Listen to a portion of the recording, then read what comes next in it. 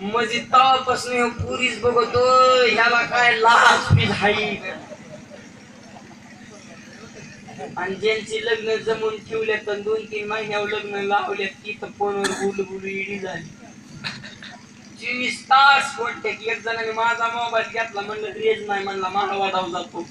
पोरगा माळवादाव गेला आणि पुरीला फोन केला जेवली कान खावली कान भाजी कोणती केली मीठ कोणतं टाकलं पण फोनवर बोलताना माणसाला एक गाताळी सवय एका जागेवर उभा राहत नाही. इकडं चलत जाईल इकडं चलत जाईल त्या माळवाडाला नव्हत्या वरवडी.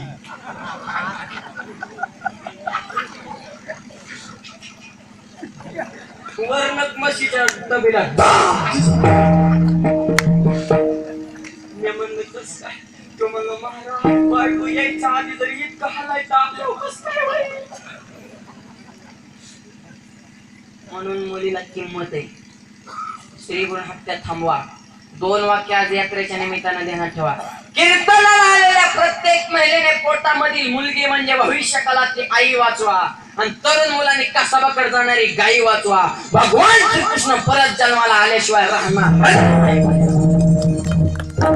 आई आणि तुम्ही गाई वाचवा.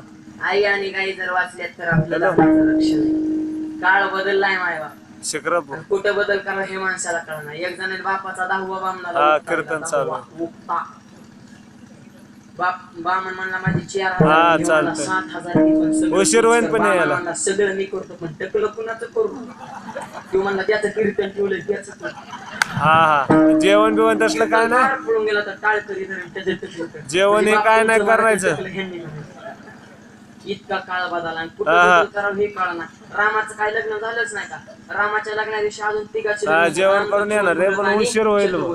बारुडाचा बी कार्यक्रम आहे ते बघून येणार. सोहळ्याची पद्धत त्या काळापासून नाही मायबाप म्हणून आता सामुदायिक काळाची गरज आहे.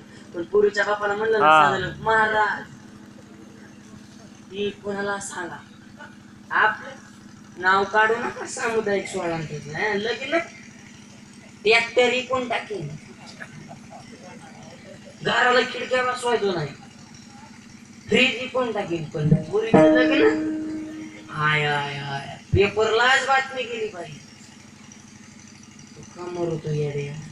सामुदायिक सोहळ्यात केल्यावर पेपरला बातमी जात नाही का. लग्न साधे करा लग्न